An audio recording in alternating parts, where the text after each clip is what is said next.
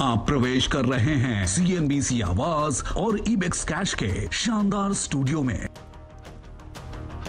नमस्कार, ibex cash और CNBC आवाज के स्टूडियो से आप देख रहे हैं आवाज समाचार और आपके साथ मैं हूं विपिन भट्ट। शुरुआत करेंगे इस वक्त की बड़ी हेडलाइंस के साथ।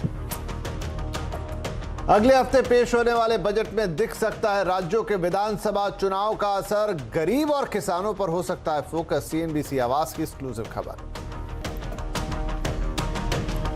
बाजार में 5 दिनों की गिरावट पर आज लगा ब्रेक। सेंसेक्स 366 तो निफ्टी 129 अंक बढ़कर बंद। आईटी, ऑटो, बैंकिंग, पावर और रियल्टी में सबसे ज्यादा बढ़त। मारुति 3.5 साल के ऊपरी स्तर पर।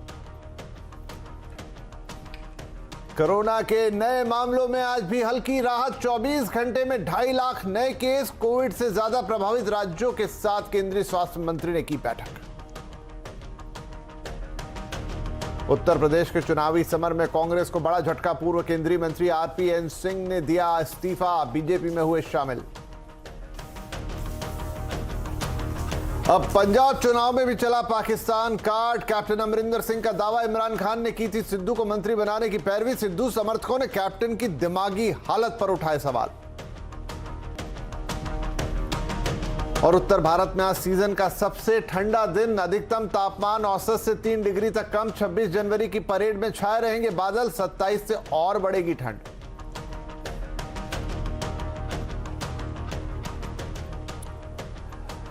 तो इन तमाम खबरों के बीच सबसे पहले बात होगी बजट की, क्योंकि अब बजट करीब है और सबको उसका इंतजार है।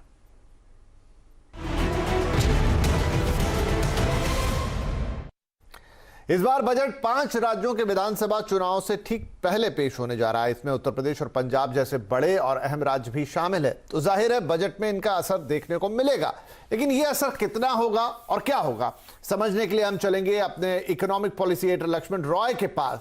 तो लक्ष्मण, विधानसभा चुनाव के ठीक पहले बजट, तो क्या हमें लोक लुभावन ऐलान देखने को मिल सकते हैं जिससे लोगों को कुछ राहत आए या उन्हें लगे कि सरकार कुछ कर रही है?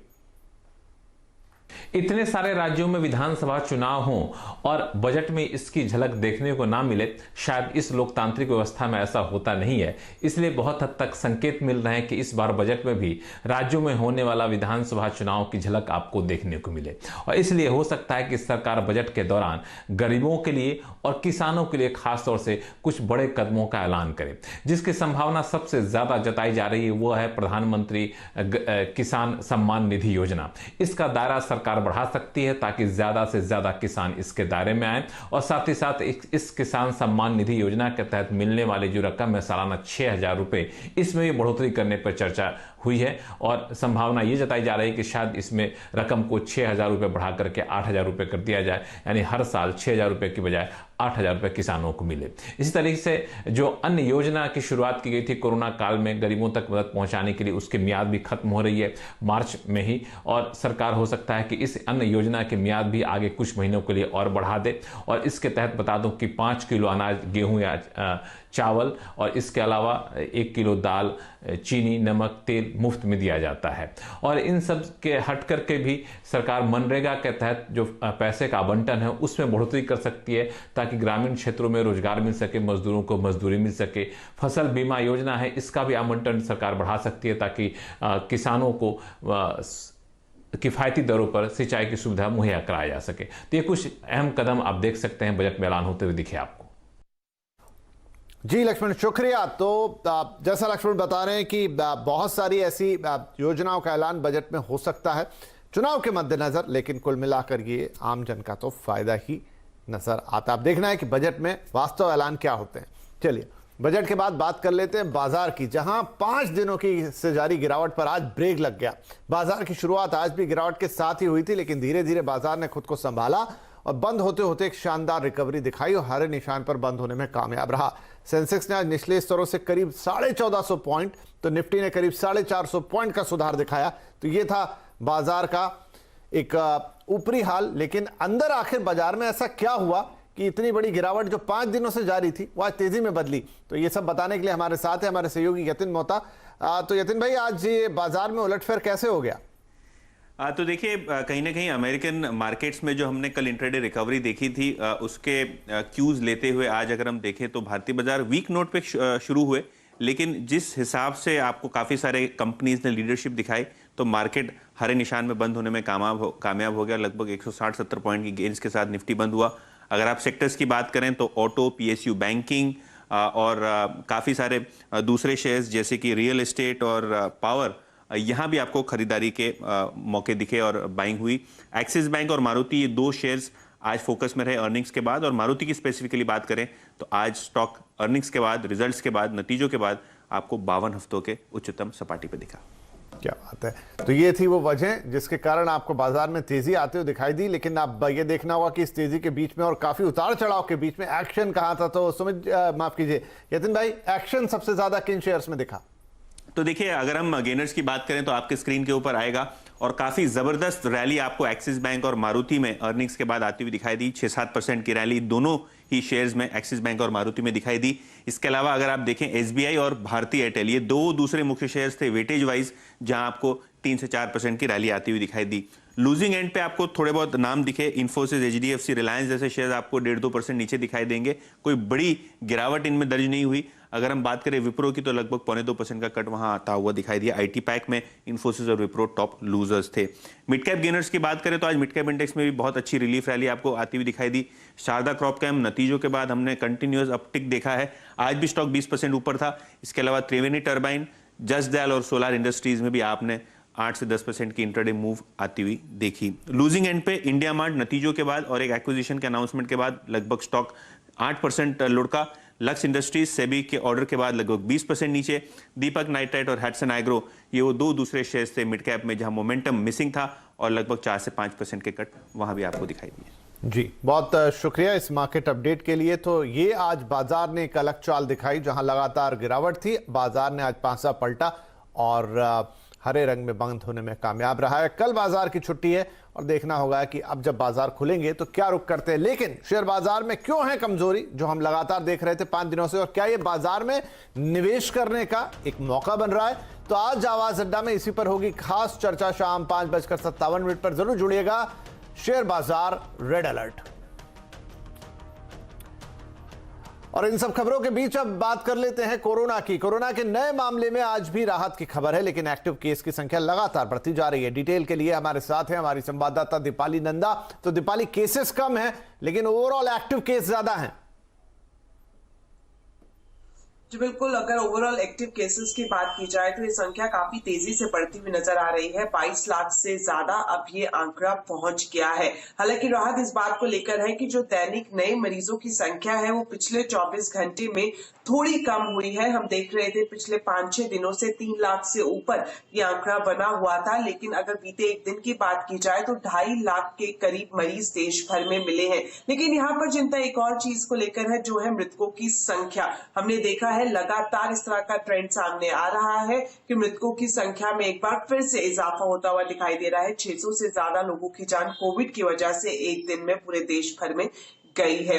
इस बीच अगर हम रिकवरी रेट की बात करें तो खास इंप्रूवमेंट फिलहाल वहां पर दिखाई नहीं दे रहा है, क्योंकि जितने नए केसेस आ रहे हैं उससे अभी कुछ ही कम कहा जाए कि लोग रिकवर हो रहे हैं। इसलिए जो बैलेंस है यहाँ पर अभी फिलहाल बैठता हुआ दिखाई नहीं दे रहा है, जिसके चलते रिकवरी रेट में इंप्रूवमेंट नहीं है। इस बीच एक बड़ा अपडेट है। स्वास्थ्य मंत्री मनसुख मांडविया ने आज 6 राज्यों के स्वास्थ्य मंत्रियों के साथ बैठक की है। इसमें दिल्ली, पंजाब, हरियाणा, उत्तर प्रदेश, चंडीगढ़ के स्वास्थ्य मंत्री शामिल हुए। करीब 2 घंटे तक ये पूरी वर्चुअल कॉन्फ्रेंस चली और मुख्य तौर पर जो फोकस किया गया वो ओमिक्रॉन के खतरे को किस तरह से रोका जाए। साथ ही साथ मंत्री ने सभी राज्यों के सुझाव दिया कि टेली कंसल्टेशन, जो ई संजीवनी प्लेटफॉर्म है, उसको बढ़ावा दिया जाए, हेल्थ इंफ्रास्ट्रक्चर को सुधार किया जाए, साथ ही साथ जो होम आइसोलेशन में पेशेंट है उनकी भी मॉनिटरिंग पूरी तरह से की जाए। जी बिल्कुल, तो यहां पूरी सरकार की नजर बनी हुई है, लगातार बैठकें हो रही हैं, सूचनाओं का आदान प्रदान हो रहा है। केसेस में एक राहत देखने को मिली है, जैसा दीपाली बता रही थी, एक्टिव केसेस अभी भी काफी ज्यादा हैं, लेकिन स्थिति जहां तक है वो कंट्रोल में दिखाई देती है, इस लिहाज से कि हॉस्पिटलाइजेशन या बहुत ज़्यादा कैजुअलिटीज या किसी चीज़ की कमी, दवाओं, ऑक्सीजन की फिलहाल इस बार देखने को नहीं मिल रही है। अब यह है कि ये लहर कब पीक करती है और कब हमें ये जो बड़े हुए केसेस हैं इनमें पूरी तरह से राहत देखने को मिलती है, आगे देखना होगा। लेकिन इस बीच कोरोना के साथ साथ उत्तर भारत में सर्दी भी जबरदस्त पड़ रही है। आज का दिन सीजन का सबसे ठंडा दिन रहा है। मौसम विभाग के मुताबिक आज का औसत तापमान 2 से 3 डिग्री तक कम है। आगे कैसा रहेगा मौसम जानने के लिए हम बात करेंगे अपने संवाददाता रोहन सिंह से। तो रोहन, आने वाले कुछ दिनों में क्या कोई राहत की उम्मीद दिखाई दे रही है या सर्दी का ये प्रचंड रूप लगातार जारी रहेगा? जी, आने वाले कुछ दिनों तक तो ये सर्दी का ये रूप जारी रहने की उम्मीद है, क्योंकि जो मौसम विभाग है उसने एक येलो अलर्ट जारी किया है समूचे उत्तर भारत के लिए। इसका मतलब ये है कि समूचे उत्तर भारत में आपको बर्फीली हवाएं दिखेगी, जो तापमान है वो लगातार कम होता हुआ दिखेगा। आज की अगर हम बात करें, जो न्यूनतम था वो 6 तक पहुंच गया था और अभी फिलहाल 11-12 डिग्री के लगभग है, लेकिन इसके और ज़्यादा जैसे जैसे रात बढ़ेगी और ज़्यादा कम होने की उम्मीद जताई जा रही है। पूरे दिन आज हम बता दूं कि ये जो बादल है वो छाए रहे, हालांकि बारिश तो नहीं हुई, लेकिन कोहरे का जैसा माहौल बना रहा। कल के लिए जो पूर्वानुमान मौसम विभाग ने कहा है कि काफी ज्यादा जो है कोहरा छाया रहेगा पूरे दिन भर, यानी कि कल जो 26 जनवरी की परेड है वो आपको कोहरे में ही दिखेगी।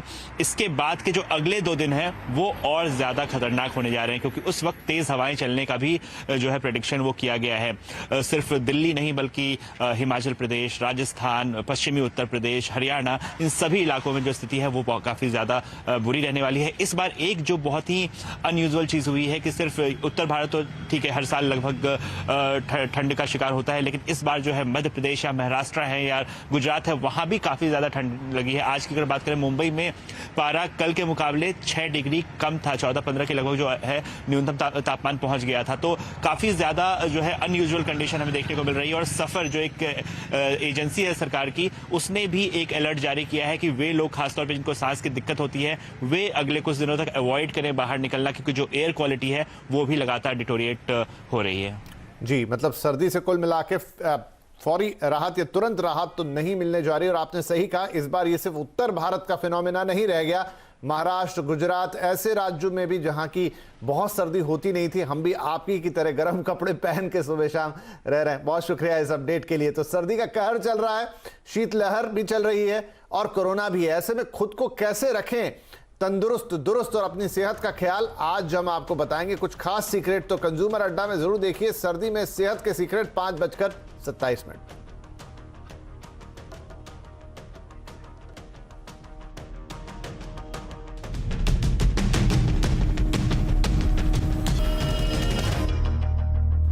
Welcome back. और अब बात करेंगे चुनावी दंगल की।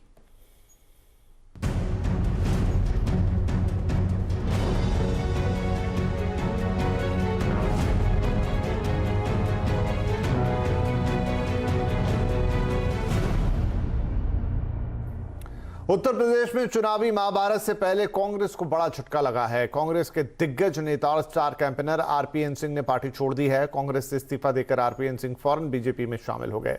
आरपीएन सिंह ने इसे नई शुरुआत कहा है। वो गांधी परिवार के करीबी माने जाते थे। आरपीएन सिंह न सिर्फ यूपी में कांग्रेस का बड़ा चेहरा थे, बल्कि वो झारखंड कांग्रेस के इंचार्ज भी थे।